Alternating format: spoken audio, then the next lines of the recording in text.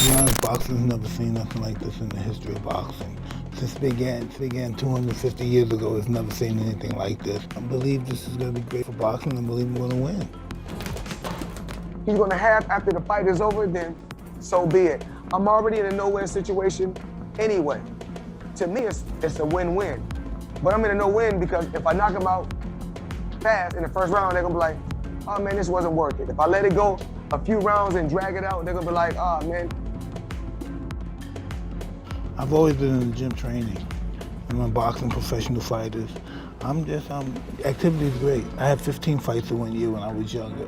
And I think activity is great, but I'm prepared. I'm just ready to. Shouldn't even bring that shit up no more. No, they should bring it up. Okay. They should see the difference from there to now. Gotcha. Me at my worst, to me at the biggest event in the history of events right now. There's never been any bigger than this. So what they have to say about that? What does that say about you if you lose? Well, I'm not gonna lose. So I can't even fathom losing. I can't even imagine it. I think he thinks this is gonna be a very easy night. It's not gonna be an easy night. With more training than ever before and a sharp appearance, Mike Tyson claims he is ready for the task and is sure he can handle it. Cruise control, go out there, have some fun, and do what I do best. And that's beat Floyd, man. The fighter's waiting for his money. By the time he gets his money, everybody else took their percentage out already. So you don't know who's who. You get what they give you. You look good. How you feeling physically? Incredible. You've been training? Listen, I was wearing an extra large. It looks like I could wear a large. Mike Tyson's trainer, Rafael Corderero, claims that Tyson is more fit and focused now than he was when he faced Roy Jones. Mike Tyson is at the top of his game during training camp, pushing himself to the maximum and getting ready for the battle. I'm in the perfect place now. Where's Mike? Put everything together. So mentally, physically, we're excited. If the fight was next Saturday, you will be ready. We talk about Roy was 4 years ago. Today, Mike is much better than he was when he fought.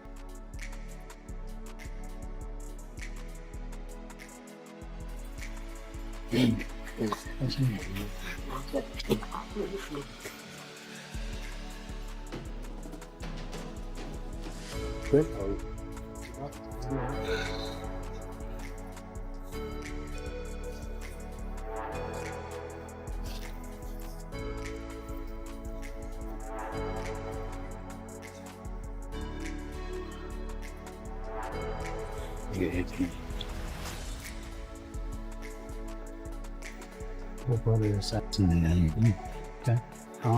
Right.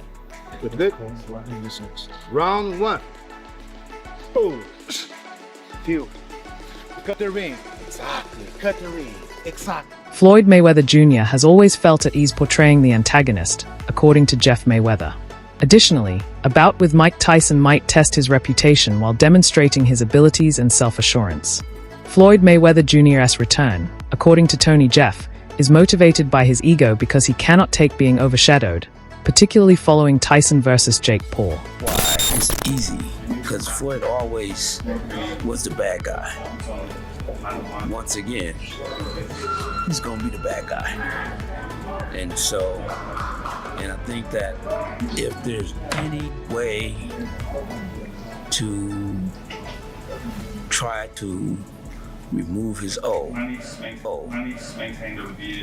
may happen. Floyd Mayweather Jr. looks very young while displaying the speed and accuracy that characterized his prime. He trains hard in camp and moves with amazing agility and sharpness.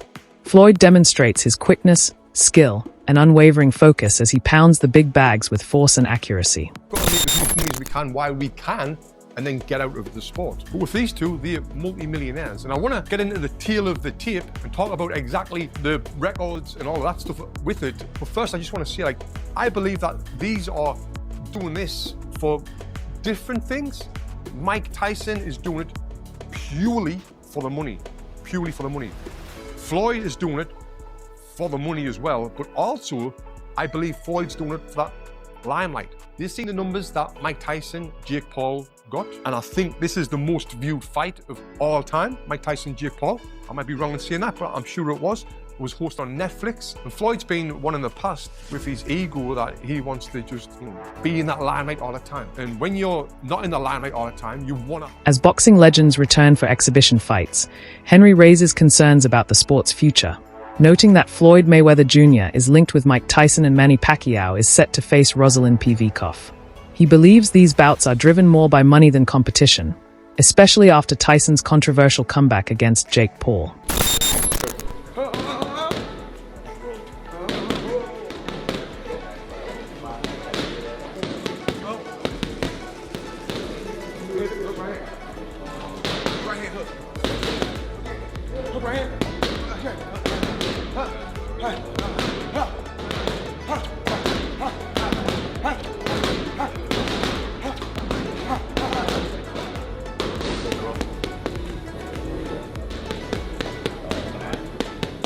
Slide and drop. Punch it, point it, here we go. Drop, drop. Walk it, walk it, walk it. Hit you. Hit you. Six. Hit you. Hit you.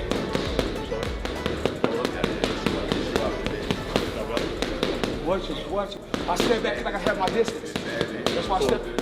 See, I have my distance. Fighters don't know their distance. You gotta make it. However, Henry acknowledges that the event will be massive, especially with a platform like Netflix involved.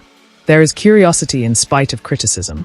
He questions who has lost more acuity and examines decline as the true plot point. For years, Mayweather has been dormant. However, in all, Pacquiao has faced more fights. Even purists who reject the idea are intrigued by this ambiguity.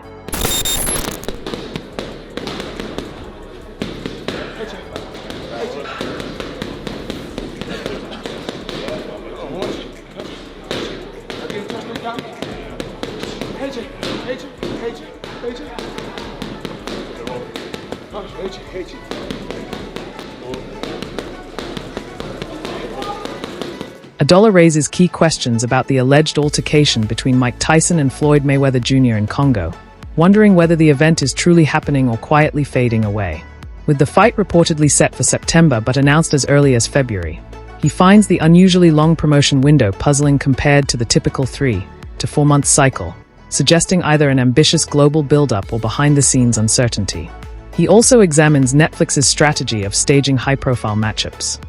On Mike Tyson of all people, I mean, that's the most money-motivated thing I've ever heard. It's utterly bizarre. And I don't want to see Mike Tyson anywhere near the ring again, especially after that Jake Paul fiasco. This whole thing's incredibly weird. I don't like it. I'm a proper boxing fan, and these fights to me, this OAP stuff they've got going on where they bring back these old fighters for one more go at each other, it's just not something that I particularly enjoy. Now look, it's going to be on Netflix, it's probably going to be a massive event. I'm probably going to end up covering it, because they are 2 former champions of note, and it is going to go on their professional records. But if you thought the first fight wasn't particularly entertaining, I can't imagine this one's going to be much better. The one thing I will say is that I believe Pacquiao's in better condition than I realized after the effort he put in against Mario. The platform is centered on public appeal, from crossover concepts to the enormous numbers produced by Jake Paul events. Even though the formula seems arbitrary, Aid acknowledges that it probably works. He speaks as a sincere supporter of Floyd Mayweather Jr. in spite of criticism. His love for boxing changed from Mike Tyson's supremacy to the British idols and then back to America because of Floyd's genius. Like Conor McGregor in his own field, he sees Mayweather as a unique individual who mastered both marketing and ring intelligence. He's not had a proper fight in such a long time, which you could argue means he won't be as sharp in the ring. But then on the other hand, Pacquiao's had way more fights than Mayweather has, so you could argue he's got less left in the tank. It's difficult to figure out what it means for either guy, and we don't really know which way it's going to go. But I guess, if I'm being really honest, as much as I don't love it, there's always going to be a little bit of intrigue there. Kind of don't like myself for it, but I'm just being honest with you guys. And I think if we want to have a real conversation about what this fight represents is a continued frustration around the truth about the first fight, which was that it came too late and it turned into more and more of a cash grab. This fight embodies that to a whole new level. Even for the broadcast and Netflix, I don't believe they're truly invested in the sport of boxing. They'll take one-off big events that get them more subscribers, that increase their revenue, that increase their subscription base, but they don't really care about the sport. If they did, they'd be putting on a lot more events than just these mega fights that involve, influencers and fighters that are well past that. Wade Plemon highlights the conflict between legacy and financial incentive in his candid assessment of Floyd Mayweather Jr.'s comeback to the ring.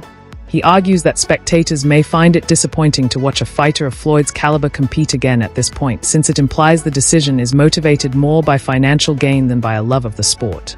Longtime fans are uneasy about the possibility that a legendary career could be eclipsed by financial gain rather than sporting success. Plemons dismisses rumors that Floyd Mayweather Jr. is facing financial trouble, calling reports of heavy debt exaggerated and false.